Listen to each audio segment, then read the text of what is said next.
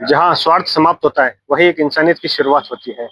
बेजुबानों की जुबान सुनना ही एक मानवता की निशानी होती है। आज कुछ ऐसी ही तस्वीर, एक ऐसी इंसानियत वाली तस्वीर हमारे सामने आई है। श्री जीव दया सेवा संस्था द्वारा 2 दिन पूर्व बेजुबान कछुओं को वन विभाग को सुपुर्द किया गया है। संपूर्ण जानकारी के लिए हमारे साथ श्री जीव दया सेवा संस्था से कपिल जी सेन मौजूद है। इनके नैतिकता में, इनकी इंसानियत देखिए कि आज इन्होंने जो बेजुबान जानवरों का जो रेस्क्यू करा है, कछुओं का, इनकी टीम के माध्यम द्वारा, मैं पहले तो मीडिया चैनल के माध्यम से इनका और इनकी पूरी टीम का तहे दिल से धन्यवाद करूंगा कि इन्होंने जो नैतिकता वाला, मानवता वाला जो चीज दिखाई है, जो तस्वीर सामने मिसाल पेश की, जो कि काबिले तारीफ है। सर, सुनने में आया है जिस प्रकार से आपके और आपकी टीम के द्वारा लगभग 2 दिन पूर्व 13 कछुए, बेजुबान कछुए वन विभाग को सुपुर्द किए गए। इस रेस्क्यू टीम ने पहले तो इसकी प्रेरणा कहाँ से मिली? बेजुबान जानवर की आपने सेवा करी। सर, प्रेरणा तो हमेशा से मिलती रही, क्योंकि ये संस्था है श्री जीव दया सेवा संस्था। मुक्त जीवों के कार्य करने के लिए, उनकी सेवा करने के लिए हमने ये एक संस्था का निर्माण किया और संस्था संचालित है और बिल्कुल अच्छे से लॉकडाउन से पहले से ये संस्था अच्छे से अपना सेवा कार्य कर रही है।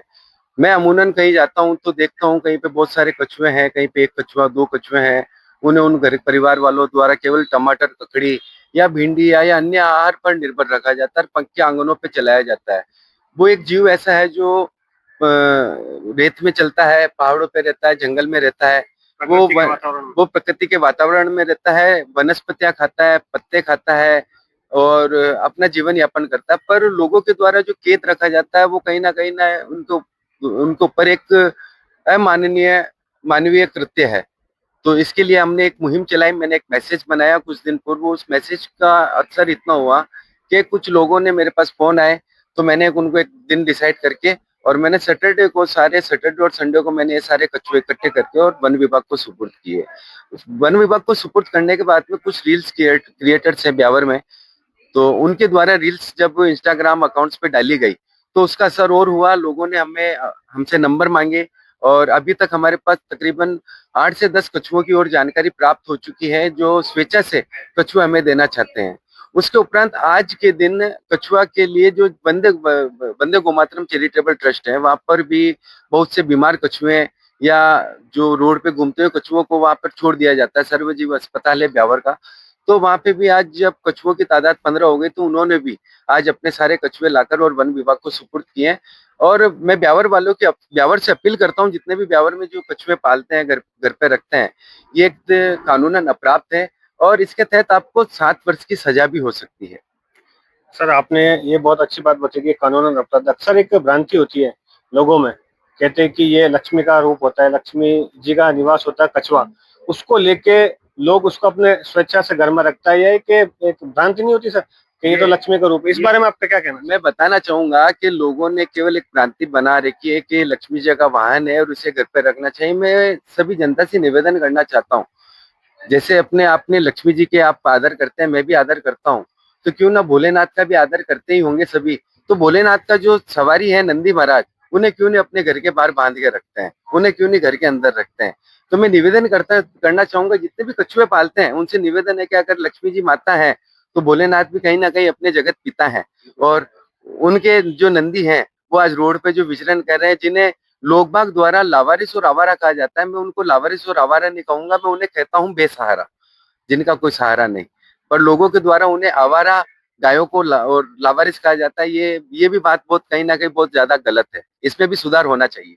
इतना शानदार सन उदाहरण दिया जो कि वाकई काबिले तारीफ है। जिस प्रकार से हम लोग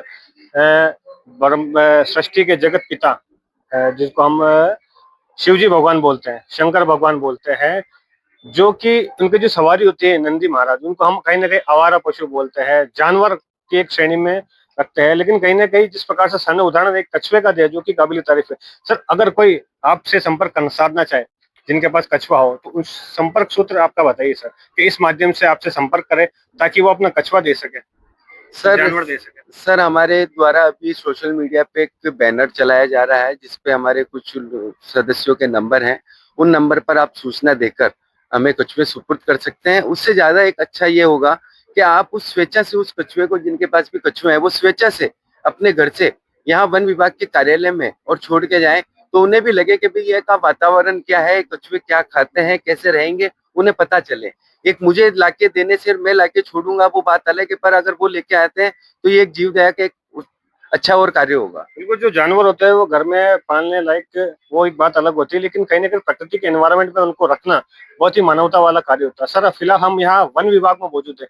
यहाँ का सर एक बार एड्रेस बता दी ताकि पब्लिक को इस जानकारी मिल सके, जो अपनी स्वेच्छा से छोड़ सके। देलवाड़ा रोड जो सनातन स्कूल है अपनी, उससे जस्ट आगे, और जो देलवाड़ा रोड की जो पुलिया है बाईपास की, उससे जस्ट पहले आपको वन विभाग का गेट दिख जाएगा। उसमें आप आकर और वन विभाग के कार्यालय में स्वेच्छा से आप कछुआ या आपके पास कोई भी वन्य जीव, तोता भी हो या अन्य कोई भी ऐसा पक्षी जो वन्य जीव की श्रेणी में आता है, उसे आप यहाँ लाकर सुपुर्द कर सकते हैं। वन विभाग में किसी प्रकार की कुछ रसीद वगैरह करती है?